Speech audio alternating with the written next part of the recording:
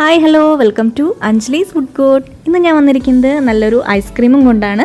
അപ്പോൾ മാംഗോ ഐസ്ക്രീമാണ് ഇന്ന് ഉണ്ടാക്കുന്നത് കേട്ടോ.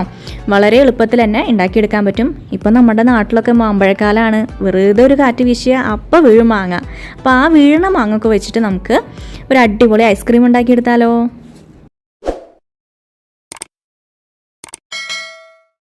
അപ്പോൾ നമുക്ക് ഇനി മാംഗോ ഐസ്ക്രീം ഉണ്ടാക്കാൻ തുടങ്ങാം. ഇനി അടുത്ത ചോദ്യം വരെ എന്താ, ഏത് മാങ്ങയാണ് എടുക്കേണ്ടതെന്ന്. അപ്പോൾ ഞാനിപ്പോൾ എൻ്റെ വീട്ടിൽ ഏതൊക്കെ മാങ്ങയാണോ ഉള്ളത് അതൊക്കെ പഴുത്ത് താഴെ വീഴുന്ന സമയത്ത് എടുത്തു കൊണ്ടുവന്നിരിക്കുന്നതാണ്. അപ്പോൾ ഇതിൽ മൂവാണ്ടനുണ്ട്, അൽഫോൺസ് ഉണ്ട്, പിന്നെ വേറൊരു മാങ്ങയും കൂടി ഉണ്ട്. അധികം പുളിയില്ലാത്ത മാങ്ങയാണ് ഈ മുകളിൽ കാണുന്നത്. അടിയിലുള്ളത് മൂവാണ്ടനാണ്. മൂവാണ്ടനിൽ കുറച്ച് നാരൊക്കെ ഉണ്ടാവും. ഈ മാങ്ങയിൽ അധികം നാരൊന്നുമില്ല. അപ്പോൾ നാരുള്ള മാങ്ങകളാണ് എടുക്കുന്നതെങ്കിൽ ഒന്ന് ഇത് നന്നായിട്ട് പൾപ്പ് അടിച്ചെടുത്തതിന് ശേഷം അരിച്ചെടുക്കുക. അതാ ചെയ്യേണ്ടത് കേട്ടോ. ഇപ്പോൾ ഞാൻ മാങ്ങയുടെ തോലൊക്കെ ചെത്തിക്കളഞ്ഞിട്ട് ഇവിടെ കൊണ്ടുവന്ന് വെച്ചിട്ടുണ്ട്. അപ്പോൾ ഇത് ഒരു 7 മാങ്ങയുണ്ട് കേട്ടോ. അപ്പോൾ ഇതിങ്ങനെ ഇരിക്കുന്ന കാരണം തോന്നാത്തതാണ്. ഇത്തിരി കുഴിയുള്ള പാത്രമാണ്. അപ്പോൾ അടിയിലുണ്ട് മാങ്ങയൊക്കെ. പിന്നെ വേണ്ടത് 2 ടേബിൾ സ്പൂണോളം കോൺഫ്ലോർ, അല്ലെങ്കിൽ നമ്മളുടെ വീട്ടിൽ സാധാരണ കസ്റ്റാർഡ് പൗഡറൊക്കെ ഉണ്ടാവുമല്ലോ, അതുണ്ടെങ്കിൽ അത് 2.5 ടേബിൾ സ്പൂണോളം എടുക്കുക. ഏതായാലും കോൺഫ്ലോർ ആയാലും കസ്റ്റർഡ് പൗഡർ ആയാലും 2.5 ടേബിൾ സ്പൂൺ. ഇനി നമുക്ക് ഈ മാംഗോ പൾപ്പിനെ നന്നായിട്ട് അടിച്ചെടുക്കണം. അപ്പോൾ ഈ മാങ്ങേനെ ഞാനൊരു മിക്സിയുടെ ജാറിലേക്ക് മാറ്റാൻ പോവാണ്. ഇപ്പോൾ ഞാൻ ചെയ്തു കൊടുക്കുന്നത് എന്താണെന്ന് വെച്ചിട്ടുണ്ടെങ്കിൽ നമ്മളുടെ കസ്റ്റർഡ് പൗഡറിലേക്ക് കുറച്ച് വെള്ളം ഒഴിച്ച് കൊടുക്കുകയാണ്. പാലായാലും കുഴപ്പമില്ല കേട്ടോ, ചൂടുള്ളത് ആവരുത് എന്നുള്ളൂ. കോൺഫ്ലോർ ആണെങ്കിൽ അതിലേക്കും ഇതുപോലെ മിക്സ് ചെയ്തിട്ട് തരികളൊന്നും ഇല്ലാതെ ഇളക്കി വെക്കുക. ഇതുപോലെ ആക്കി വെക്കുക. നമ്മൾ കസ്റ്റാർഡ് ഉണ്ടാക്കുന്ന പോലെ തന്നെ ആക്കി വെക്കുക. ഇത് പാലാണ്, 1/2 ലിറ്റർ പാല്. അപ്പോൾ പാല് അല്ലെങ്കിൽ പാൽപ്പൊടി കലക്കിയിട്ട് നമ്മൾ വെള്ളം പോലെ ആക്കില്ല, അങ്ങനെ ആക്കിയെടുത്താലും മതി. പാല് ആണെങ്കിൽ 1/2 ലിറ്റർ എടുക്കുക. മറ്റേ പാൽപ്പൊടിയൊക്കെ കലക്കുകയാണെങ്കിൽ ഒരു 4-5 ടേബിൾ സ്പൂൺ പാൽപ്പൊടി എടുത്തിട്ട് അതിലേക്ക് 1/2 ലിറ്റർ വെള്ളം ഒഴിച്ചിട്ട് നന്നായിട്ട് മിക്സ് ചെയ്തിട്ട് തിളപ്പിച്ചെടുക്കുക. ഇനി ഇത് ഞാൻ തിളപ്പിക്കാൻ വെക്കട്ടെ. പാൽ അവിടെ ഇരുന്ന് തിളക്കട്ടെ. ആ നേരം കൊണ്ട് നമുക്ക് എന്ത് ചെയ്യണം, ഈ മാങ്ങേനെയൊക്കെ നന്നായിട്ട് മിക്സിയിലിട്ട് അടിച്ചെടുക്കണം. കൂടെ പഞ്ചസാരയും ചേർത്ത് കൊടുക്കുക. ഒരു 3 ടേബിൾ സ്പൂൺ പഞ്ചസാര ചേർത്ത് കൊടുക്കുക. പുളിയുള്ള മാങ്ങയാണെങ്കിൽ കുറച്ചും കൂടിയും കൂട്ടി കൊടുക്കാം. അപ്പോൾ അതിലേക്ക് ഇനി പാലോ വെള്ളമോ ഒന്നും ചേർക്കണ്ട, ഇത് വെറുതെ അടിച്ചെടുത്താൽ മതി. ഇവിടെ പാലിതെ തിള വന്നു തുടങ്ങിയിട്ടുണ്ട്. ആ സമയത്ത് നമുക്കിതിലേക്ക് കസ്റ്റാർഡ് പൗഡർ മിക്സ് ചെയ്ത് വെച്ചിട്ടില്ലേ, അത് ഇതിലേക്ക് ചേർത്ത് കൊടുക്കുക. എന്നിട്ട് നന്നായിട്ട് ഇളക്കി കൊടുക്കുക. സൈഡിൽ നിന്നൊക്കെ ഇളക്കി കൊടുക്കണം കേട്ടോ, അല്ലെങ്കിൽ എന്താ ഉണ്ടാവുക, അടി പിടിക്കും. അപ്പോൾ അതുകൊണ്ട് സൈഡിൽ നിന്നും നടുവിലൊക്കെ നന്നായിട്ട് ഇളക്കി കൊടുക്കുക. ഇത് നല്ല തിക്കായിട്ട് തന്നെയാണ് നമുക്ക് എടുക്കേണ്ടത്, വെള്ളം പോലെയല്ല എടുക്കേണ്ടത് കേട്ടോ.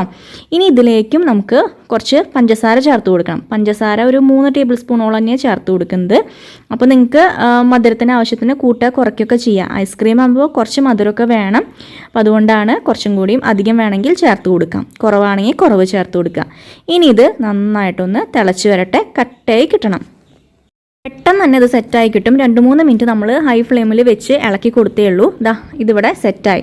ഇനി അത് തണുക്കാൻ വെച്ചു. അപ്പോൾ നമ്മളുടെ മാംഗോ പൾപ്പും റെഡി ആയിട്ടുണ്ട്. കണ്ട, നന്നായി അരച്ചെടുത്തതാണ്.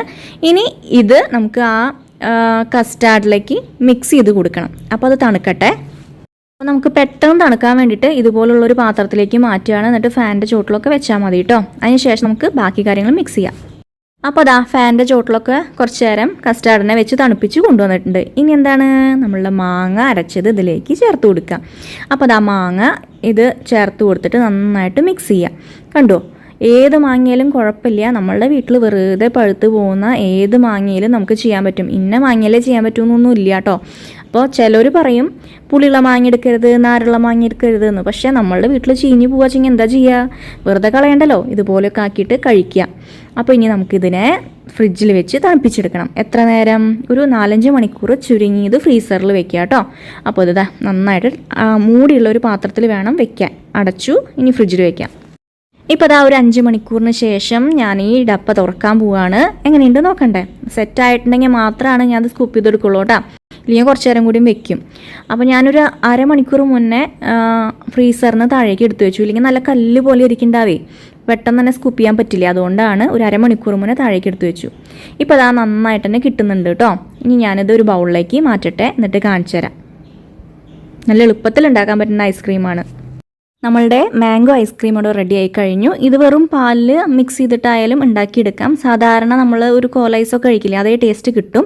അപ്പം ഇങ്ങനെയാകുമ്പോൾ കുറച്ചും കൂടി ആ ഒരു തിക്കൊക്കെ ഉള്ളൊരു നല്ല ഐസ്ക്രീമാണ്. അപ്പോൾ എല്ലാവരും ട്രൈ ചെയ്ത് നോക്കാം കേട്ടോ. പുതിയ വീഡിയോ ആയിട്ട് വേഗം തന്നെ വരുന്നതായിരിക്കും. താങ്ക്